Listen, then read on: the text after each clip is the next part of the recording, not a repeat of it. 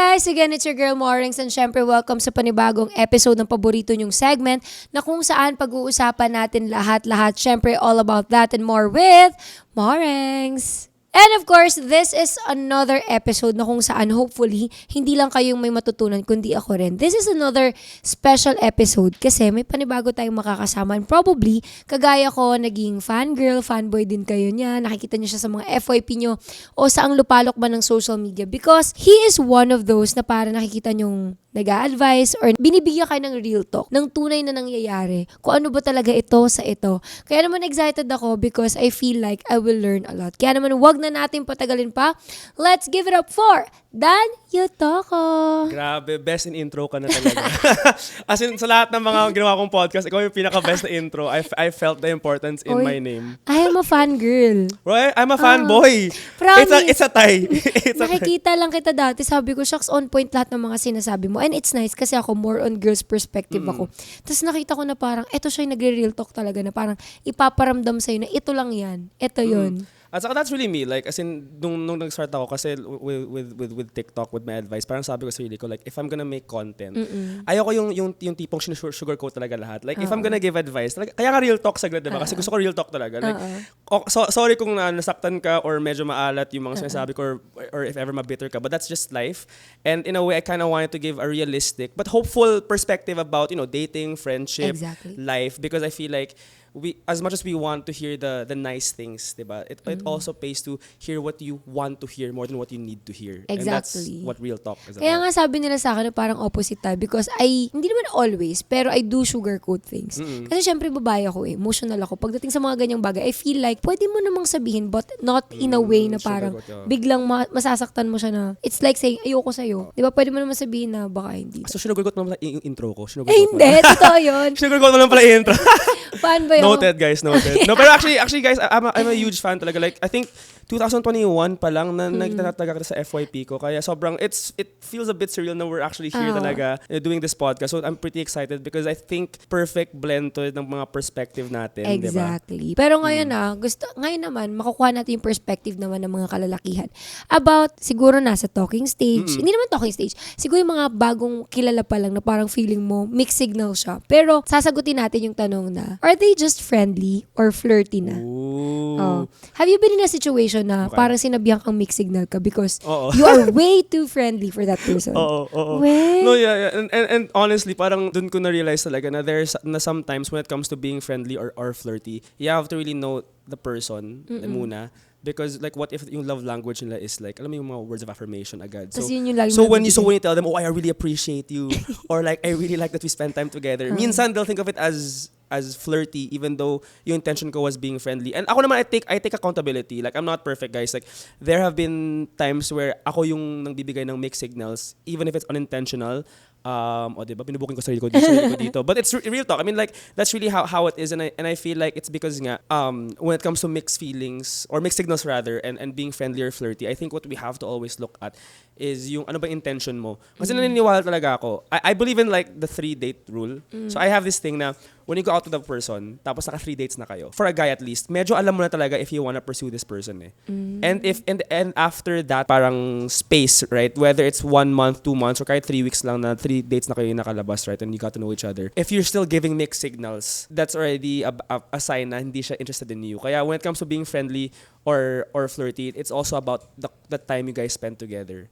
And may rule ako sa sarili ko na if I'm gonna pursue this person, dapat on the onset pa lang, alam ko na intentions ko. So let's say after a month or after a month and a half, I like this person, tapos I feel like nagko-connect naman kami, nag-vibe naman kami. Then I'm gonna be intentional. Pero pag hindi, then I'm gonna stop giving those I'm gonna stop being intentional na. Kasi the moment you become intentional, pero ayaw mo maging in a relationship, ikaw yung may kasalanan. Diba? So that's how I see being friendly and being flirty is where is your intentions ba with this person? Kaya nga dito natin sinasabi, di ba, na parang sikat yung quote na clarity first before intimacy. You should know first kung ano ba yung intention mo talaga sa taong yun para hindi ka maging mixed signal. Because sometimes, yung pag-label sa'yo ng mixed signal, minsan hindi ka rin aware na parang, ito na pala yung pinapakita ko. Kasi ako clingy talaga ako eh.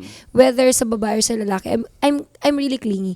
So parang kaya, pag may nanliligaw sa akin, gusto ko nagpapaalam. Kasi para at least aware ako kung ano ipapakita ko sa'yo sa hindi ko ipapakita. Kesa hindi mo pinaalam sa akin na nanliligaw ka, sobrang clingy ko sa'yo, tapos hindi pala kita gusto. Din na-misunderstood mo yun na parang, akala ko you like me kasi ganito ka na sa akin. Diba? And that's very important, I think. So ngayon naman, how did you handle yung situation na parang, ganun nga, umasa siya sa'yo? Did you reject that person immediately or? Actually, hindi. Kasi alam mo, naniniwala talaga ako. Like, when you're in that position, it's so hard. You could say na it's easier to just tell the person out right na, I like hanging out with you, but I don't feel this way. Pero for me, it was hard because parang hindi ko alam kung anong gagawin ko. Like, do I talk to her less? Do I not hang out with her less? Do I hope na like after a few days or a few weeks, mawawala na lang yung connection and then she'll stop talking to me? yung mga ganong klaseng scenarios. But I think what I did was, after a while, parang I kind of subtly said na, I like being friends with you. I hope it stays that way. Yung mga tipong ganon. Yung parang hindi mo, para sa mga nahihirapan maging confrontational. Kasi ako, guys, I'm non-confrontational. Yeah. And no, I mean, when it comes to like whether it's if kunyari, I disagree with you or maybe there's something uncomfortable, I have a hard time being confrontational. Like, it's something that I have to work on because sometimes I like to not deal with issues like firsthand. So even when it comes to, I think that's something I have to work on even when it comes to dating. One of the things I do palagi is if I don't feel this connection anymore or I don't want to pursue this person, it's like I subtly tell them I want to be their friend. You know, para at least I don't ghost them, I don't outright reject them, but I set a boundary na. And that's what I've been learning more is learning how to set boundaries, even if it hurts the person. Because if you don't set a boundary, you're probably just gonna hurt yourself and the person more. And at the same time, in their mind, you're gonna be the villain, and you don't. And I feel like I don't feel like any of us ever want to be a villain in someone's story, but it happens when you don't set boundaries, and I believe that because I've met people who have good hearts, good intentions, but because they weren't they weren't in that state where they gave that person clarity into what they wanted in a relationship. Ayun, naging ano sila, parang sila yung naging bad guy, and they ended up costing the friendship, right? And the relationship. So for me, I think boundaries are what makes, or breaks a relationship or friendship. So that's what I've been learning, and I hope people also learn, even if it's hard. Kahit masakit or masaktan yung tao, you'd rather let them feel the pain like in front of you than let them linger on a what if for months or for years. Tapos ikaw lang yung sinisisi even though hindi mo naman yung intention, di ba? Kasi kaya nga sabi nila, either way naman, mag-set ka ng boundaries, masasaktan mo sila, hindi ka mag-set, masasaktan mo pa rin sila. So choose the lesser evil. Yeah. Di ba parang... Choose the lesser pain. choose the lesser breakdown. Oo. Pero when it comes to setting boundaries, how will you know if it's the time to set boundaries? Paano kung wala naman siyang sinabing umaasa siya? Pero di ba minsan mararamdaman mo pag umaasa na siya? Okay, here's the thing. I feel, kasi I also get what you're talking about. Kasi for girls and guys naman, it's more of like yung who will say it first eh. I feel like as much as we wanna say na as long as walang sinasabi, okay lang. But in reality, the more you spend time with a person and the more you guys connect deeper or the more you guys know about each other's fears or you know about each other's likes and dislikes, kahit hindi siya umaasa or kahit wala kang sinasabi, eventually feelings will naniniwala ko na feelings will develop and eventually may masasaktan if you don't act quick or at least lay the foundation or the boundary na okay, dito lang tayo. And ako naniniwala ko na even if nothing is said, there's more than what meets the eye when it comes to relationships and friendships. Kaya ako kasi I've experienced yun nga yung ako na mismo umaasa sa isang tao but I never said naman na I like that person or that I wanted to be in a relationship. But then as the months went by and our relationship parang became deeper, bigla akong parang nalungkot even though I had no right to be sad because I never clarified what I wanted from her. And she had no she had no way of returning that favor to me kasi hindi naman niya ako jowa, diba? She didn't owe me anything. But because nga we hung out a lot and I got to know her more, like obviously it was hard to not get those feelings buried. That's why it's important kahit wala kang sinasabi. If you know in your heart talaga na it's gonna lead to something more, either you have to communicate to them what you're feeling or you take the initiative to step aside and step back. Because if you don't step back, diba, you're gonna set yourself up for disappointment and heartbreak. And I feel like it's better to know that you've lost and move on than to keep on fighting for something you know you're gonna lose anyway. Sabi nga nila, mahirap umasa sa wala. Pero mas mahirap naman umasa sa parang meron. Oo. Tapos, Mahirap yun. di ba? Kasi parang feeling ko talaga meron pero eventually wala. Ikaw naman sa side na umasa din before, di ba? Na parang ikaw naman, friendly lang kaya siya o flirty. How did you deal with that? Na parang, di ba natatakot ka i-confront siya na parang, gusto niya ba rin ba ako o hindi? Alam mo yung song ni Saza, I can see yun yung ginawa ko. No, pero kasi, I mean, okay, I feel like, especially when it's your first time talaga to feel that way, or even when it's someone that leaves a lasting impression to you and you feel like you can work. Sometimes kasi nawawala na yung yung objective reasoning mo. Like ako mismo, like, I give real talk because I know how it feels like to be in that situation. And so, parang sa akin, that's why whenever I have friends talaga na sobrang may mga moments na iniisip mo, hindi ka naman talaga niya gusto? Or parang, bakit ka pa umaasa sa wala? Mga 3 months na tapos wala pa rin siyang pinaparamdam sa'yo. But I get it. Because like, sometimes, diba? So I also tell people na to not breadcrumb. Alam mo yung breadcrumbing? Oo, like, to not breadcrumb. Because sometimes, unintentionally, even if we are friendly lang talaga, because of what person is expecting of us, and because di natin masyado kilala yung tao, or what they value, sometimes we unintentionally breadcrumb them. And sa mga tao na hindi alam, breadcrumbing is like, when you leave like hints about liking someone even though you don't like them. Parang just paasa just to keep them hooked.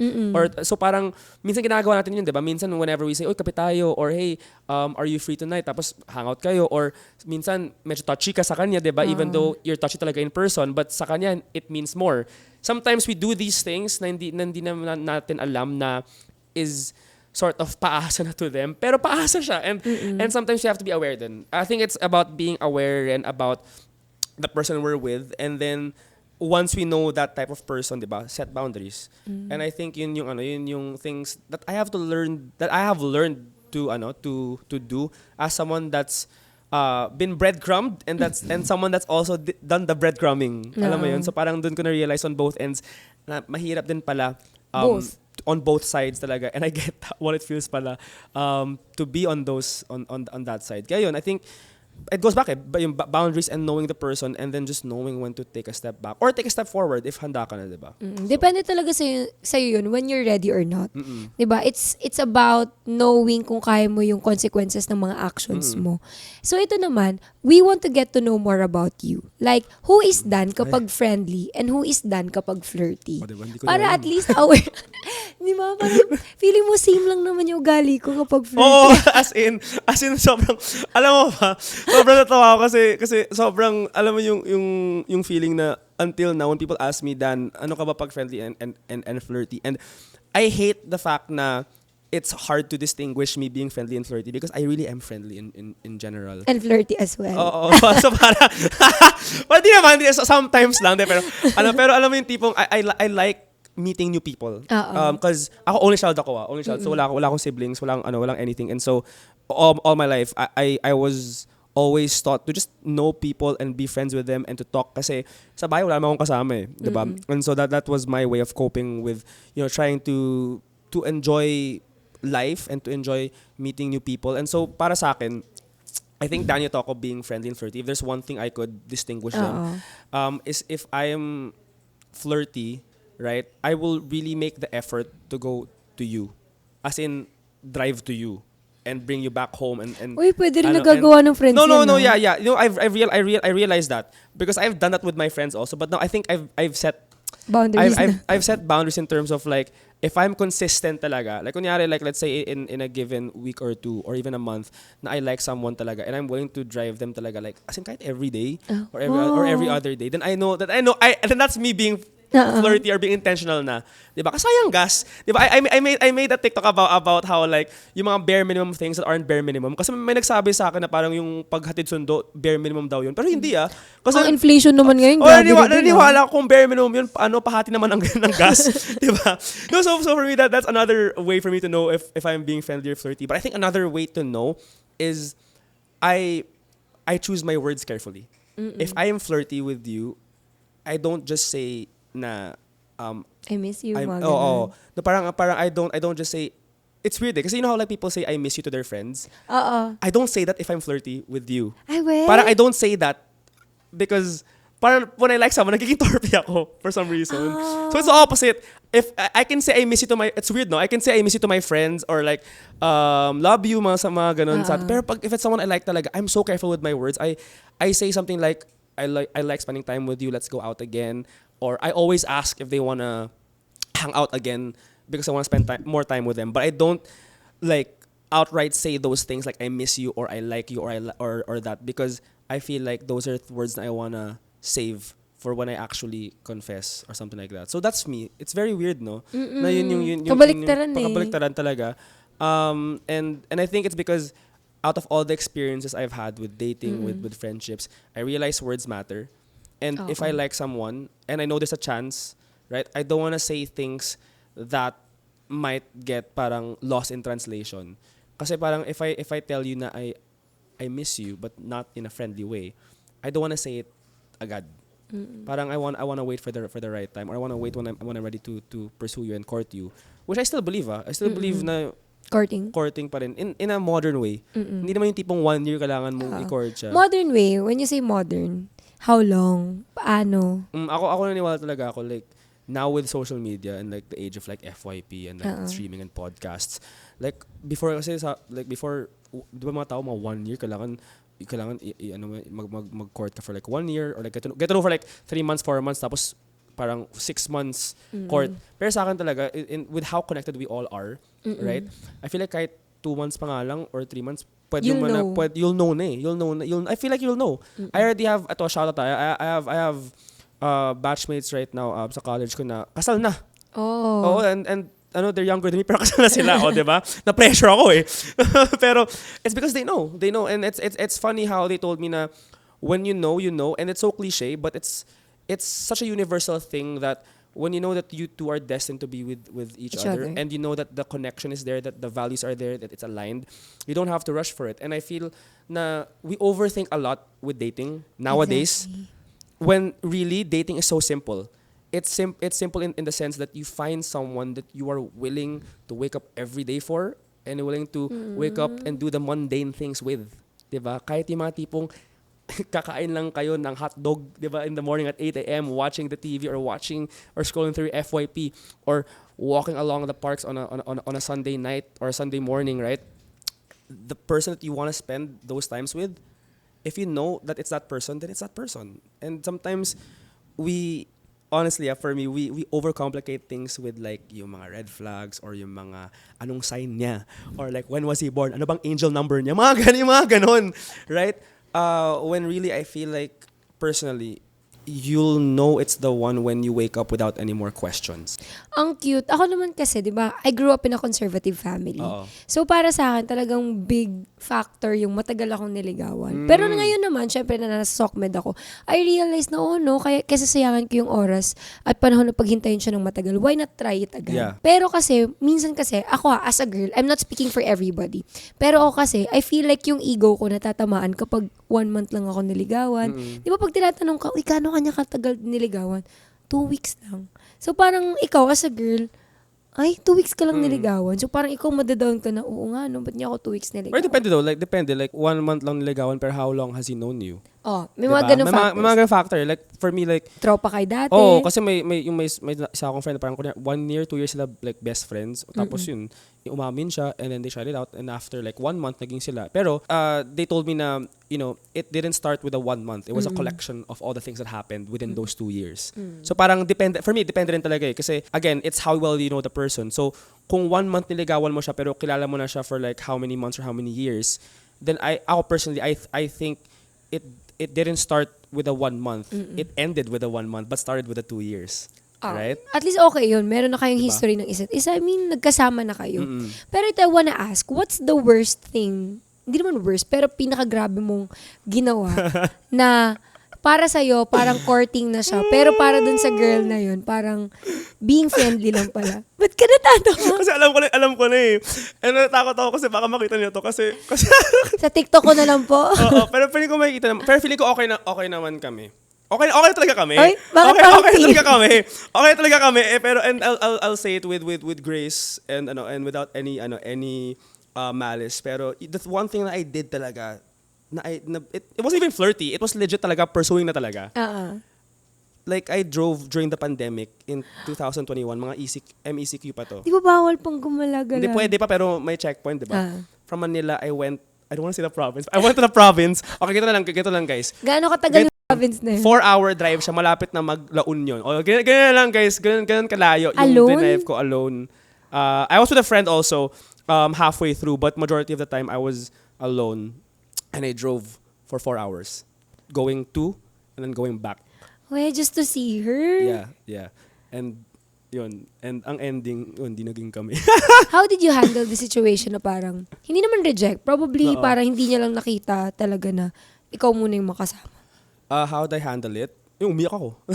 No, but I feel like how I handled it was like how every human being would handle getting rejected after putting in that much effort. Yung tipong binigay mo na yung 110% mo and wala pa rin nangyari. And I think, for me, that was a turning point then in terms of what I learned about myself and what I learned about what I can give.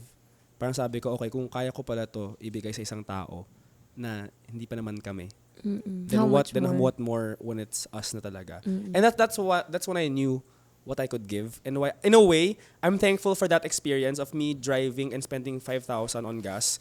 Kasi na-realize ko talaga, guys, so what I'm willing to, what are you willing to do? Yun, guys, I'm willing to do that for someone that's not even mine. And it made me understand then yung mga boundaries I can set for myself, and also what I am willing to do for a person that I really, really, really, really like.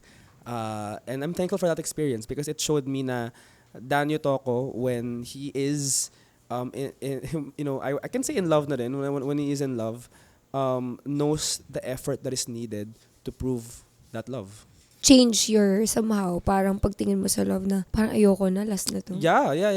Natakot ka din? Natakot ako. I think in a way it made me have sort of commitment issues rin because in a way parang sino ba naman yung hindi doon, 'di ba, malulungkot or matatrauma in a way, 'di ba, with going like to extreme lengths just to tell someone that you like them or that you want to see them and then not getting the same or not having the same feelings, right? So for me, in a way, nagbago siya in a sense where I wouldn't say na mas naging realistic ako, mas naging guarded lang talaga ako in terms of when do I exactly show this type of effort. Like, I don't want to show this effort agad-agad. Like, I want to show it talaga to someone who I know is clear with the intentions and I am certain that it has the potential to last long. So parang dun nag-change yung I guess perspective ko in terms of love and dating. But yun, 'di ba sabi nga, 'di ba, like I think that's the beauty of love in a way is that we meet people for a reason, for a season, for a lesson. Even though it might not be the reason you wanted, we still meet them for a reason. And I think we should be thankful for that. That's why for all of the people I've talked to in the past, right, those I've dated or even those friendships that I've formed, I'm thankful for them because I pick up lessons from them pa rin and all the mistakes that I've done. Kasi I don't want to tell people here na ako mismo, I'm a perfect person. I'm not. Like, it's more of, okay, ito yung nangyari, here's what went wrong. Okay, so what can I learn from that to be a better version for myself so that when I meet the one or when I meet the person for me, alam ko na yung kailangan kong ibigay sa kaso. Pero how many jowas have you had ba? Well, I think okay, in this world of like talking stages, I feel like I could say na I've had like one ex. Isang ex, yun yung sobrang seryoso. Actually hindi nga eh. Yung the one I drove to, that was like a situationship. Oo, right? situationship. So it's weird eh. It's weird how that affected me more. It's weird. It's so weird kasi parang mas matimbang yung epekto nun. Yung epekto nun. And that's when I realized talaga that it's so different when you know. Like the hurt you feel when you know, and the hurt you feel when you're still not sure is so different. Even if you weren't official, because it's there. It's real. And that's something na hindi ko ma-describe talaga. I think no one can ever describe in a podcast or in a TikTok.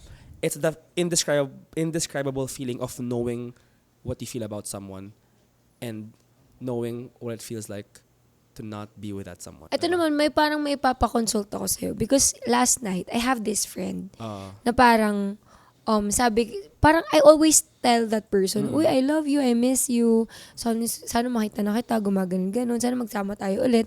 Tapos biglang, nagreklamo siya. Sabi niya na, what do you mean by I love you? Pero lagi ko naman sinasabi sa kanya, like every day. Kasi we're friends. Biglang tinanong niya kagabi. Sabi niya sa akin, what do you mean by that?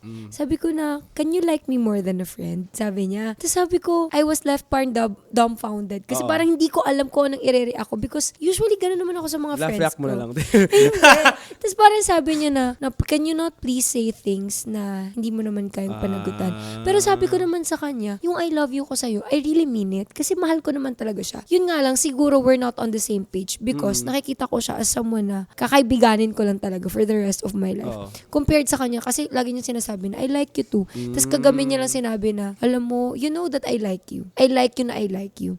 So, how do you think should I handle that thing? Natatakot ako din. Hindi rin ako mahilig sa confrontation. I hate rejecting. I hate saying real things to people. Kaya hindi ako nagre-real talk. Kasi natatakot ako na i-face yung reality na ganito na pala. Yeah. I think ang advice ko is the fact that, how long have you known each other ba? Like, konti pa lang, 6 months. 6 months. 6 months pa lang. Pero, alam naman niya I love you ka, diba? Oo, like, even before pa. So, sinasabi ko sa kanya, uy, I love you, I miss you. Kasi para sa akin, I feel like that's more of a, I think, baka words of affirmation yung love language niya, right? And I think when it comes to those things, I think it's also understanding yung mindset niya. And if yung mindset niya talaga is na he's sensitive to those words, then I think you should be the one to take the initiative talaga to stop, to kumbaga lessen the frequency of kung ano man sinasabi mo sa kanya, even if it hurts.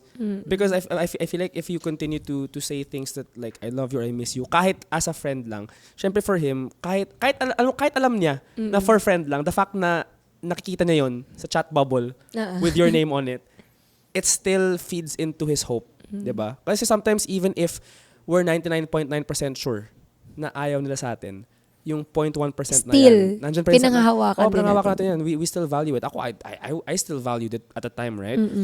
And that's just because when we like someone, diba, sabi ko, when we know how it feels like to love or to like someone that way, minsan talaga lahat ng rationality, logic, we throw it out because we wanna believe in that, even though it's something na hindi naman talaga realistic. And so, ang advice ko, my advice would honestly be to be the one to take the initiative to lessen the things you normally say to him, especially if you know na talaga na it's affecting him already, right, and affecting the friendship. Because the last thing you want is to lose a friendship, right, and the potential relationship, right, to lose it altogether, and to lose the 6 months that you've spent knowing each other, right, and then if ayaw pa rin niya maging friends, even though you've compromised, then at least you can tell yourself talaga na you've done your part in doing what you can to keep the friendship. And if hindi pa rin siya makaget over doon, and then that's on him na talaga. That's on his own, kumbaga, responsibility to be the one to either be an adult, try to move on to past that feelings, or to do what's healthy for him and distance himself from you, diba? So it's more of trying to take a calculated risk. Diba? Kasi emotions are always gonna be a risk, diba? So you just have to choose, what risk is worth taking. Natakot nga ako. Actually, naisip ko din na probably baka tigilan ko muna yung pag-chat sa kanya. Pero naisip ko kasi yung gap na pwedeng magkaroon ko. Because honestly, whether I like it or not, after what I said last night, totoong magkakagap talaga kami. Because parang para sa kanya, ouch, this is a parang face-to-face rejection na parang, eto na nga. Pero ikaw ba yung tipo na kapag nireject ka, ayaw mo magstay kayo as friends, or it's okay for you to, sige, friends na lang? Ako okay lang ako with friends, but what I do is I have to distance myself from them. Like, I have to remove them from my routine. Kasi yun I feel like the only way we can move on and stay as friends or even acquaintance is to remove the habit of talking to them. Because, di ba they said like old habits die hard, and that's true even for relationships or for people. Na the only way you could stay friends with someone without being affected is you have to remove them from your everyday habit. You have to remove them from the everyday good mornings, from the everyday I miss you, from the everyday kamusta ka na, nasan ka na. And once you start to remove that habit, you'll learn how to move on in spite of them. And dun ka pa lang for me makakabalik sa idea na we can be friends. So for me, I've done that. I stayed friends with them right? With those people that I've briefly dated or people that I've talked with, but I had to distance myself from them. And the friendship I have with them now is totally different. For sure, obviously, diba, iba na compared to what I had with them back when I liked them, and only because it was for my own well-being and for my own emotional, well-being din na kailangan may boundaries talaga. Now we can be friends, of course, but malamang there are things na hindi natin pwedeng gawin already. Like there are things we can't do together now that we did back then. We can't go on coffee runs on or watch a movie together tayong dalawa lang. Not because I don't want to, but because I have to. Kasi like that's something na hindi naman mawawala sa akin, and I feel like if we do it again, it might bring back old memories or it might make things confusing again. And the last thing I want nga is to put me in a position where I'm confused, right? With someone na I don't want naman to be confused with. And so that's the one thing talaga is if we want to stay friends, because I believe we can naman talaga. But we have to remove them from our habit. The habit of always seeing them is the habit we have to break first before we could see them again, if that makes sense. Ako naman siguro, depende sa sitwasyon. Selfish na kung selfish, pero pag ako yung nang-iwan at nang-reject, I feel like we can be friends. Pero pag ikaw yung ako yung nireject, sorry, it's a you thing. I cannot do that. Parang it's hard for me to see you every day knowing the fact na you rejected me and knowing the fact na you don't like me. I mean, di ba parang valid naman siya na. Valid naman siya kasi parang pride mo yung nasaktan eh. Di ba? At saka ang hirap kaya nun yung taong gustong-gusto mo na parang at some point nagkaroon kayo ng usapan, conversation, tapos biglang one day hindi na kayo magkakilala or magkakilala kayo pero hanggang dun na lang. Hindi na yung dati na may care pa, and it's so hard. Pero pag ako yung nang reject, sige, go lang. Walang problema. Okay lang kasi talagang tropa lang talaga yung tingin mo sa kanya from the beginning. Diba? Diba? Hindi naman ikaw yung napahiya na parang nag-invest ng time, siya yung napahiya, ikaw hindi ka napahiya, so okay lang. pero I mean, gets ka naman. I mean, you could say it's a selfish thing, but at the same time, I think it's just because yun nga, we didn't risk anything eh. Kaya yun eh. Pero kaya diba, when we risk something and we lose it, why would we go back to something that we lost already in the first place that we were ready to risk it for? Right? Compared to not really risking anything. Diba? So okay lang kahit maging tropa lang tayo kasi wala naman talaga nangyari sa atin eh. Diba? Parang ikaw lang naman nag-assume talaga. Ikaw naman talaga nag-assume sa I miss you ko eh. Wala, pero nakaka-hurt yun, no? Pag tayo yung naiwan, yung tayong na-reject. Kasi it feels like napaka-insensitive mo naman para sa part na yun. Pero again, yung tanong nga na, ano ba yung mas mahirap? Ito, I'll ask you the question. Ano ba yung mas mahirap gawin? Or mas mahirap na sitwasyon? Yung nang-iwan o yung iniwan? Mas mahirap gawin? Hindi, mas mahirap na sitwasyon. Yung iniwan. Well, yung iniwan. Because I feel like when you leave someone, right, you made the decision to leave them na eh. And even if may regret ka dun, ginawa mo eh. So you kind of have to live with that, right? You live with the choices you make. But pag iniwan ka, it's hard to live with that choice because it wasn't your choice. And because it wasn't your choice, you're always gonna wonder, what if I did something different? What if I was better? ang daming what if, no? Yeah. And so I think that's why lahat tayo, di ba, pag sa mga, di ba nga, palagi tayong nagsasabi, what if? Di ba, bumalik ang greatest what if, mga ganun. I think the reason why we always cling to what ifs is because those are the only things in our life that we never had control of. And when we don't have control of those situations, we always fantasize in our head, if I did this lang, or if I would have treated her better, or if I would have said things differently, maybe my life would be different now. Diba? And so for me, that's why I think it's a harder situation to be pag iniwan ka kasi yun yung tipong greatest what if scenario where you know, even though it probably would have never happened, you still think na, ay, pag ginawa ko to, for sure, iba yung result ng kung saan naman kami ngayon. Diba? So, I think that's why mas mahirap talaga pag ikaw yung iniwan. Tsaka I feel like mas mahirap yung sitwasyon na ikaw yung iniwan because sometimes iniwan ka nang hindi ka ready.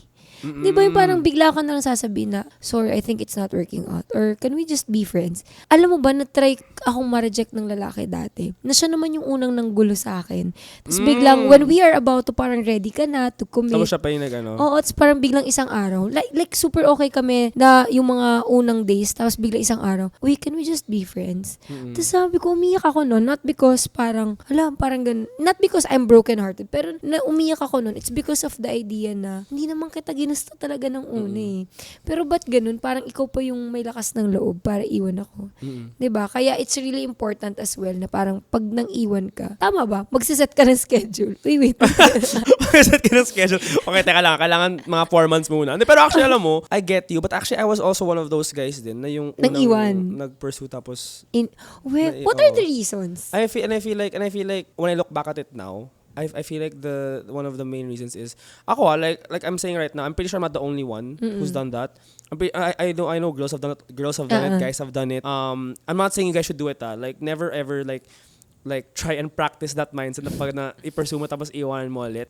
But I feel like when it comes, especially for me, when it's your first, like either first love or when it's your first time in a serious relationship, sometimes you underestimate talaga yung ano ba talaga yung gusto mo, yung mga non-negotiables mo. Yeah. And at least for me at that time, I was so invested in that relationship and whatnot. And along the way, na-realize ko, wait, parang ito ba talaga yung gusto ko? Even though I wanted it at first. And I feel like it's because sometimes it's cliche, but sometimes we pursue the idea, not the person. And when we pursue the idea, we fall in love with it until little by little we start to see that this idea isn't what I wanted all along. Right? And it hurts. It hurts. Ako talaga even mismo like if I could turn back time, my one thing that I would do differently is to understand the difference between pursuing the idea and pursuing the person. Kasi at that time I pursued the idea na Ito na ang ganda-ganda ng situation namin. We connect naman, okay naman yung hobbies naman and yung interests namin, 'di ba? I was chasing that. I was chasing, going to movies together, wearing cute outfits together, 'di ba? Going on coffee dates. Pero idea lang. I wasn't fixated as much with the person, and that was my mistake. And I feel like if I could do things differently, it would be that. But in a way, I'm thankful for it naman kasi na-realize ko talaga yung emotional responsibility it takes to be in a relationship, which is why single pa rin ako. Oo nga. Pero how did you say to that girl na parang magsistop ka? What were your exact words that time? I don't remember my exact words, but it was more of the fact na I told her talaga, I can't keep on doing this because it would be unfair for you. And yun nga, and that was the key word, yung unfair talaga. Kasi ako mismo, I know talaga I was unfair to her. Because I could have stopped it like sooner, but I kept it inside because sabi ko, baka what if ano lang talaga to? What if I'm just, kumbaga, kinakabahan lang, diba, na to end it. But what if I really, really do love her that way? Oo, parang mga ganun. Mga ganyan. ganun. Pero hindi, parang I was really sure about it. And dun ko sinabi na it would be unfair to you if I continue this or if I prolong this talaga. And so, that's why I had to end it, or that's why we sort of ended it. It was one of those things where I would like to think it was mutually agreed upon yung ending namin, but then in a way nga, because yung dahil sa ginawa ko nga, 'di ba? Medyo na pinaasa ko rin siya kasi I think at one point parang sabi ko, let's try it again. But after 1 month, I wasn't really sure na talaga about it. So, pangalawang beses na yun. No, but it was in a span of like a year. Tapos parang when we tried it again, parang wala naman talagang cool off. It was more of like we had a discussion, tapos nag-real talk talaga kami, and then sabi ko, sige, let's try it again. And then after 1 month, hindi na talaga. And that was the first experience I learned where I took accountability na, okay, ito yung alam kong hindi ko nagagawin talaga next time. Which was one, not be sure about my feelings, and two, to not pursue the idea but to pursue the person, because what happens is pag if you let it stretch like what you said nga, diba, even if may time sked ka sa pag-break ng news na ayaw mo na, if sure ka talaga na ayaw mo, don't think about the sked.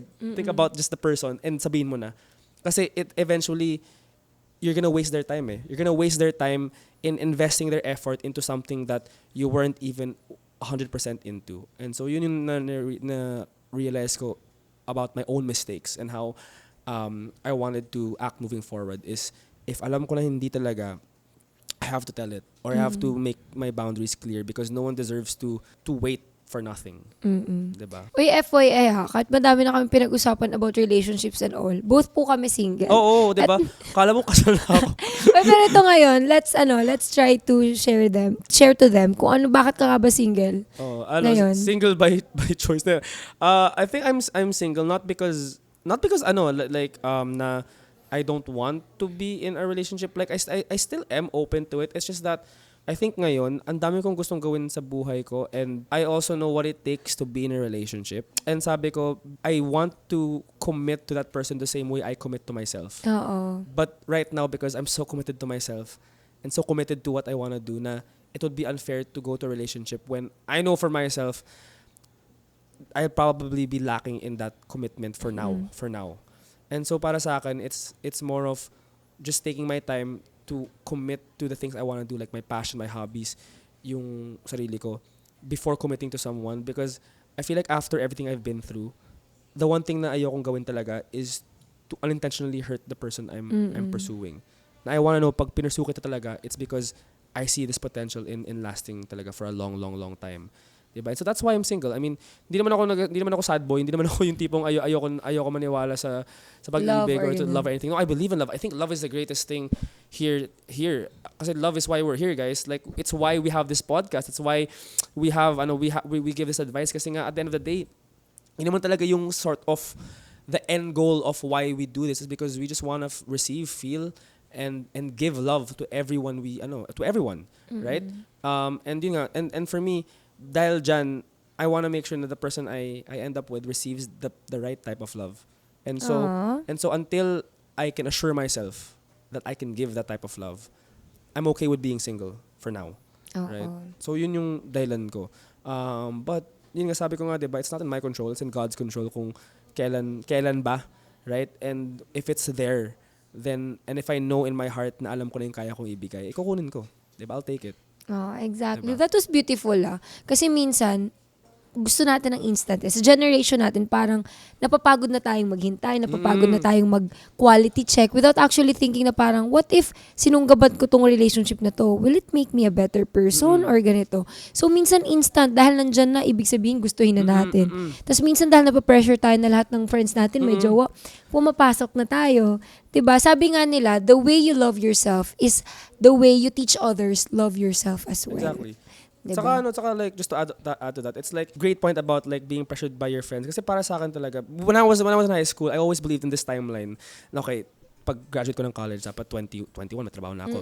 26 dapat may jowa na ako. 28 dapat married na ako, right? And then I realized, like, as we grow older, we realize that there really is no timeline, because you can be happy and married at age 25. You could be single at 30. You could marry in your mid-30s and start a family when you're like 35, 36. Exactly. And you'd still be happy in the same path, diba? And it has nothing to do with age, nothing to do with the pressure of where you are. It's just because, that's where you are right now. And I feel like that's what we should pursue talaga, is not trying to find happiness in our timeline, but to find happiness regardless of our timeline. Says na dapat pag 28 or 29 ka na, may family ka na. Like, you dictate your own happiness. And for me, that's when you know talaga na you're ready for a relationship, is when you don't think about, I should get into a relationship. It's when I'm in a relationship, I know what to do already. And yun lang yun. I think that's why for everyone na nag-stress out about not having a relationship or wala pang jowa, guys, huwag kayong mag-stress out, kasi ang haba-haba pa ng buhay. Sobrang haba pa ng buhay. 'Di ba? Habang buhay mo pa, mahanap 'yan. And never ever feel like you need someone to complete you when you yourself are already complete. And I think that's the best advice I can give, especially sa mga in the age of like, instant gratification na kailangan dapat ngayon na dapat nasa atin na yung mga pinapangarap namin. No, just enjoy it, receive it, and then be grateful for the love that you already have and that you're willing to give out. And I promise you, no matter where you are, it will find you. Exactly. You have to just be ready for it. So, exactly. Eto naman, before we end, thank you for that. That was beautiful. Pero ito, before we end, going back to our topic na being flirty and being friendly, what's your one last advice to our listeners? About being friendly and being flirty. Okay. So my one piece of advice for being friendly or flirty is just being intentional. Being intentional. If you're gonna be friendly, at least set boundaries. Like, if you're gonna go out with friends. Like, if wag na dalawang kayo. Wag lang dalawa kayo. Kasi I mean, like, even though friendly ka talaga and it doesn't matter who you're with, pag dalawa lang kayo, malamang the person probably will think na it's flirty. True. So just be intentional. I said this thing na parang to one of my friends, if you're gonna be friendly, have at least one person to go with you. Kahit hindi siya mag third wheel, basta maging barkada lang kayo as a tropa, 'di ba? To be with at least each other. Susundin ko yan. Oo, para may middleman. So para pag sinabi niya, ay kala ko date yun. Hindi yung date, may kasama nga tayo dun eh. Diba? So that's my advice, right? Be intentional. Have a proxy friend with you if ever you wanna Tama. if ever you find someone na you wanna hang out with and you think na gusto ka niya, right? Para at least, diba, there are boundaries. Again, it's boundaries. You have to know your boundaries, and if you know your boundaries, less heartbreak, less breakdowns, less iyak, diba? And less confrontational for non-confrontational people like us. Oo, tama, Diba? tama. So that's my advice. That's my real talk saglit for you guys. And of course, maraming salamat, guys. We are almost done. And thank you so much, Dan, for Thank being you. here. May mga gusto ko bang i-greet or i-plug ng mga socials mo? Yeah, I guess guys, just keep on following me on my TikTok and Instagram at Yokoto. If you guys like her content, you'll probably like my content also. Mas ano lang siya. Mas real talk Mas real talk lang. Mas real talk lang. Medyo seryoso, but again, it's all coming from the heart. So hopefully you guys can also follow me at Yokoto. And yeah, thank you guys so much for having me. I had a great time talaga. Sobrang, ang dami ko natutunan from you and ang dami kong mga natutunan from myself also. Ang dami kong mga reveal sa podcast na hindi ko alam na ma-reveal ko. Kaya sa mga manonood guys, ito exclusive. Yung mga sinabi ko guys, I've never revealed it in any podcast about my love life and what I did. Kaya at least meron some exclusive insight about my life. Tsaka alam mo, ang gandang gumawa ng podcast mo. Tapos ang title mo, Real Talk Lang sa Yeah, actually, I was really thinking about that diba? for a long time na. So yeah, watch out Go guys. I now. might think about that. As in, not even you, like even my other content creating friends have said, alam mo Dan, you're yung slogan mo, sobrang pang podcast talaga siya. Kaya tinatanong nila ako, sinong guest mo? Si Real Talk Lang saglit. Ganun sinasabi ko. But today I had so much fun. Thank you so much, Dan. And of course, please don't forget to follow him on all of his social media accounts. And of course, please wag nyo rin kakalimutan na i-follow kami sa aming social media accounts. That's FAIRFAX Network Channel, Facebook, Instagram, Twitter, and YouTube. And of course, opinions expressed by guests and hosts are solely theirs and do not reflect the opinions and beliefs of the show, channel, or its affiliates. And please don't forget to follow me on all my social media accounts. That's Gandang Morenx. And of course, guys, lalabas na yung ating merch sooner or later. That's Gandang Morenx, hoodie more with Morenx, and being different is okay. Once again, this is Gandang Morenx saying being different is okay. Bye! Bye guys!